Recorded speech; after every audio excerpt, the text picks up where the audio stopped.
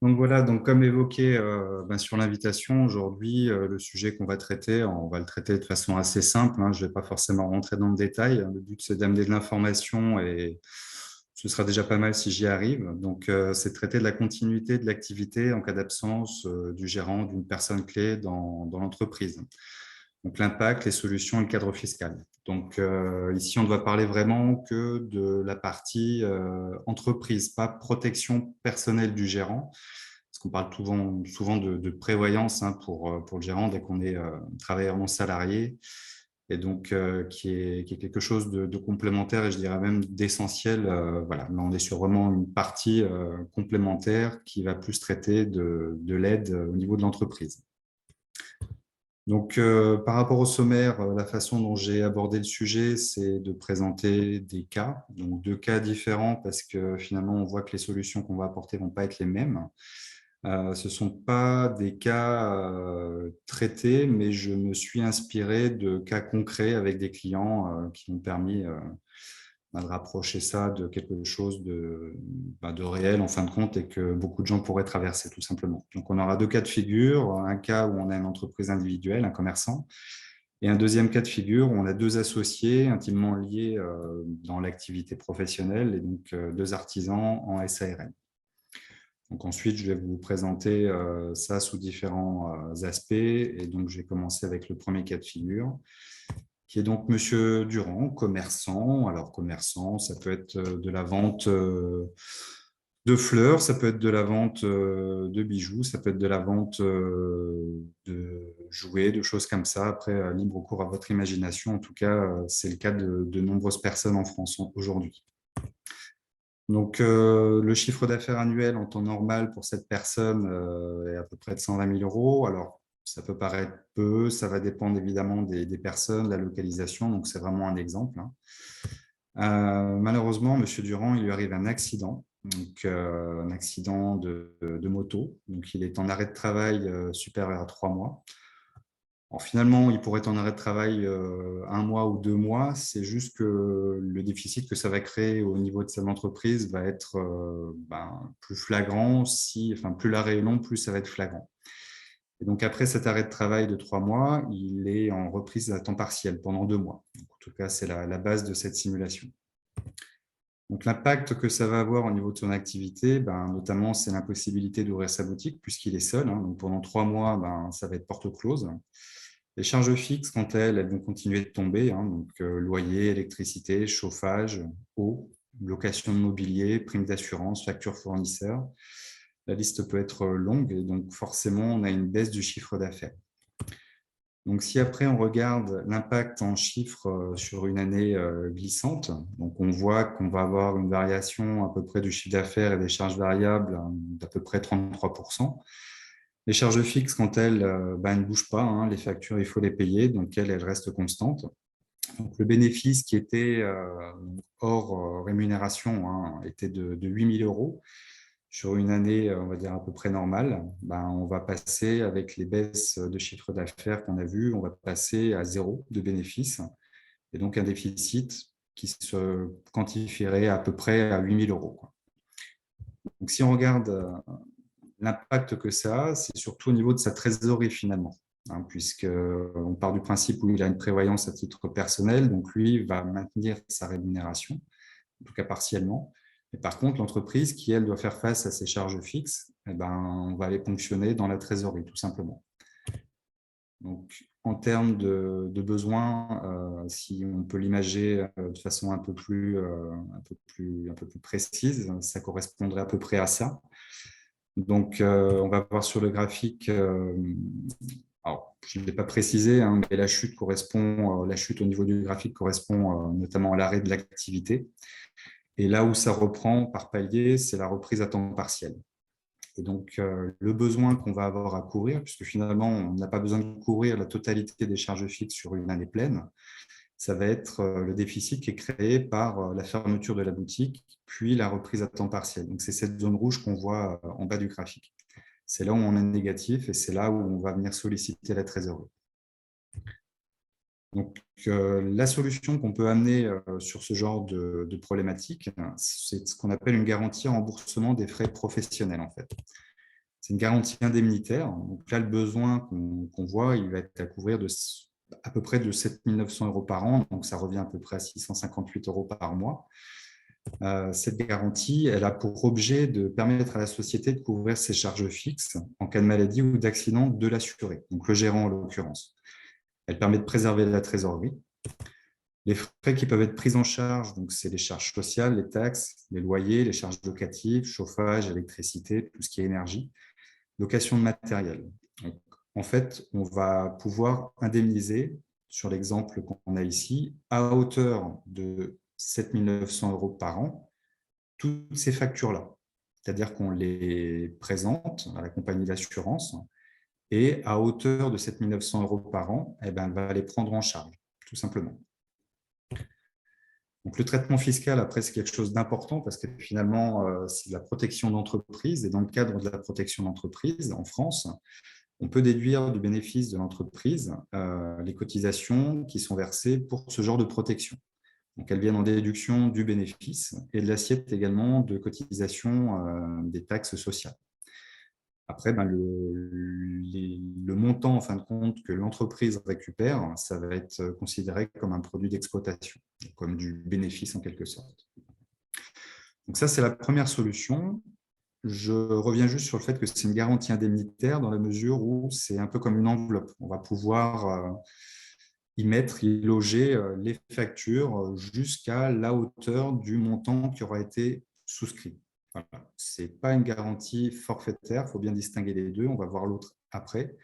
Forfaitaire, c'est de l'argent qui est versé, on en fait ce qu'on veut. Indemnitaire, c'est vraiment dans un cadre fiscal où on peut déduire certaines choses, donc les factures qui correspondent bien à ces frais fixes professionnels en fait. Le cas numéro 2, donc je vous le disais, est un petit peu différent dans la mesure où on va avoir deux associés, deux artisans, ils sont organisés en SARL. On va avoir un chiffre d'affaires un peu plus conséquent, de l'ordre de 300 000 €. Et là, le genre de choses qui peut arriver malencontreusement à un bon nombre de personnes, en tout cas à partir d'un certain âge, c'est que M. Martin a un AVC. Donc là, c'est plutôt des arrêts longs, donc supérieurs à 6 mois, et on va avoir une reprise d'activité qui est incertaine. Donc, M. André se retrouve seul aux commandes, et par rapport à leur rôle respectif dans l'entreprise, on avait une répartition d'à peu près de 30% pour M. Martin, qui est en arrêt, et 70% pour M. André. Alors ça, c'est lié notamment au fait que M. Martin gère davantage le développement commercial, la relation fournisseur, la facturation. Et M. André, lui, est plutôt sur les chantiers au niveau de la réalisation des prestations qu'ils ont pu rentrer. Donc, ce genre de structure et de répartition, on le retrouve souvent dans les entreprises. En fait, il y a des personnes qui ont un poids un peu plus important et malgré tout, ils peuvent maintenir une activité, mais pas pleine. Donc là, l'impact qu'on va avoir, c'est des chantiers qui prennent du retard, une désorganisation importante, retard dans la facturation également, puisque faire les chantiers, c'est bien, mais il faut pouvoir facturer. Et également relancer, parce qu'il y a quelques clients, bien souvent, qui doivent être sollicités plusieurs fois pour passer au paiement. Donc là, on a quand même un impact assez important. Alors, dans l'hypothèse ici où on va avoir ce sinistre-là, en fin de compte, on pourrait imaginer une variation du chiffre d'affaires de l'ordre de 30% lissée sur une année. Donc, concrètement, ici, on voit qu'il y avait un bénéfice de 40 000 € en année pleine. On va avoir avec cet impact-là, maintenant, ça pourrait être plus important dans la mesure où l'arrêt de travail pourrait se prolonger. Mais là, on voit qu'on ne va pas être en déficit. On ne va pas venir ponctionner la trésorerie. Par contre, le bénéfice étant réduit, forcément, on peut avoir un impact au niveau de la rémunération de dividendes, par exemple, chez les associés. Et puis, notamment, on va avoir un impact en termes de désorganisation d'entreprise. Donc là, le besoin, concrètement, M. André se retrouve seul. Ils n'ont pas de secrétaire, on va imaginer ça comme ça. Il a besoin d'une personne pour l'aider à gérer la facturation, les commandes fournisseurs, l'organisation des chantiers, etc. Parce qu'on ne peut pas être sur les chantiers et gérer tout le reste de l'administratif.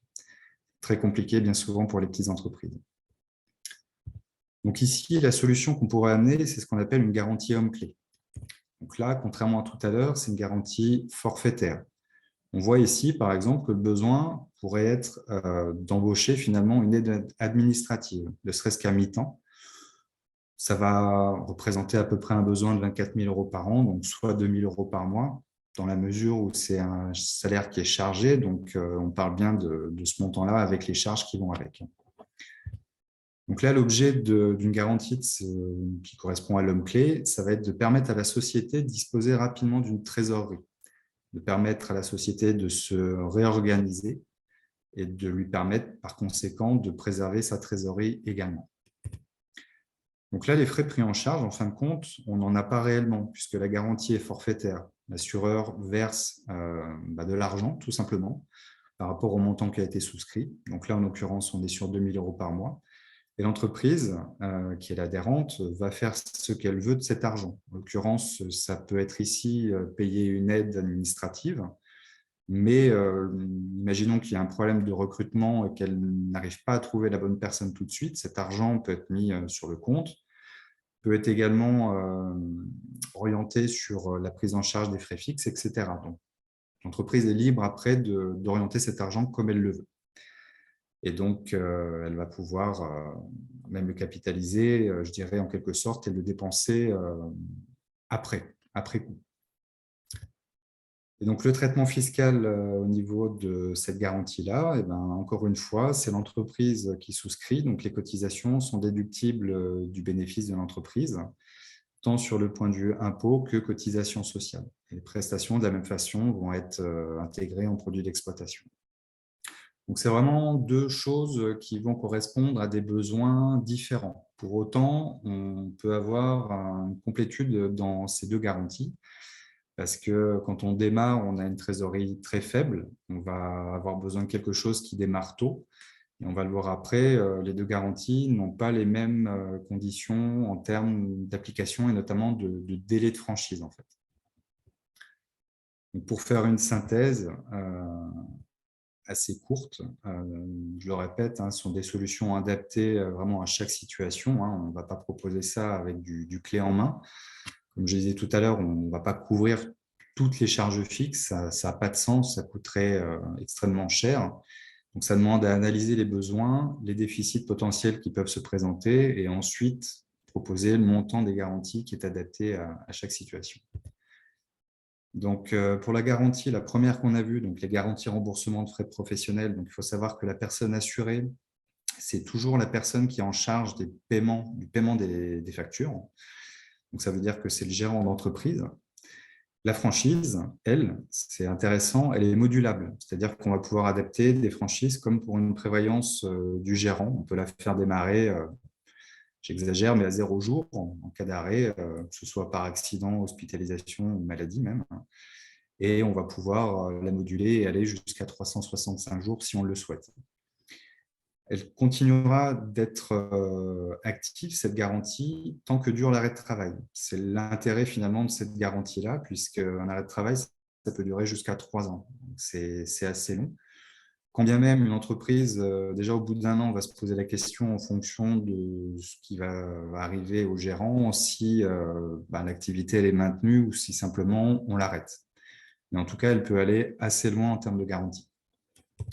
A contrario, l'homme clé peut être sur la tête, je parle de personnes assurées, peut être le gérant de l'entreprise ou un salarié au savoir-faire difficilement remplaçable en fin de compte. Une personne qui est réellement, même dans une entreprise de 20 personnes, on va avoir, je ne sais pas, je dis une bêtise, dans la haute couture, des gens qui ont un savoir-faire vraiment très particulier pour une ligne de produit. Si cette ligne-là, enfin, si cette personne n'est pas là, la ligne ne peut pas produire et par conséquent, il y a une perte indéniable sur l'activité de l'entreprise.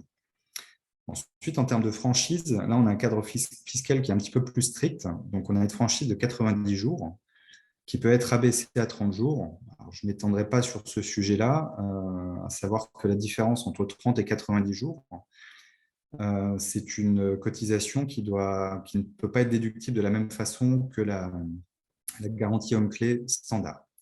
Et là, dans la durée, on va être limité à 1 année, puisque l'objet de cette garantie, c'est vraiment de permettre à l'entreprise de passer le cap, de se réorganiser. Une fois qu'elle est réorganisée, logiquement, elle peut continuer à fonctionner ou à refonctionner plus ou moins normalement. Donc, c'est pour ça qu'elle est limitée dans le temps également. L'avantage de cette garantie, c'est qu'on peut y intégrer des capitaux. Si par exemple, le gérant ou la personne est en invalidité, ou si même cette personne venait à décéder, on va pouvoir intégrer un capital qui va pouvoir venir aider à restructurer l'entreprise de façon plus pérenne. Et là, on ne parle plus d'indemnité, on va vraiment parler de capital. C'est vraiment deux garanties différentes. Après, donc, les garanties proposées, elles dépendront du type d'entreprise et des options fiscales qui ont été choisies, tout simplement parce que ces garanties répondent à un cadre fiscal particulier et en fonction des options impôt sur le revenu ou impôt sur les sociétés, ou tout simplement en fonction de la nature de l'entreprise, entreprise individuelle, SAS, SARL, etc. Et ben, finalement, on va pouvoir adapter les garanties en fonction de ces structures-là, tout simplement. Voilà, donc ça résume les garanties qui peuvent exister, en tout cas de ce côté-là. Je ne m'étendrai pas plus sur le sujet, mais naturellement, je réponds aux questions que vous avez, puisque c'est des sujets qui peuvent être un peu plus complexes, mais en tout cas, à savoir que ça demande tout simplement une petite étude au cas par cas pour pouvoir répondre et creuser la question afin d'amener les réponses qui sont nécessaires. Voilà, donc mes coordonnées sont ici et bilan simplement sur rendez-vous si vous le souhaitez.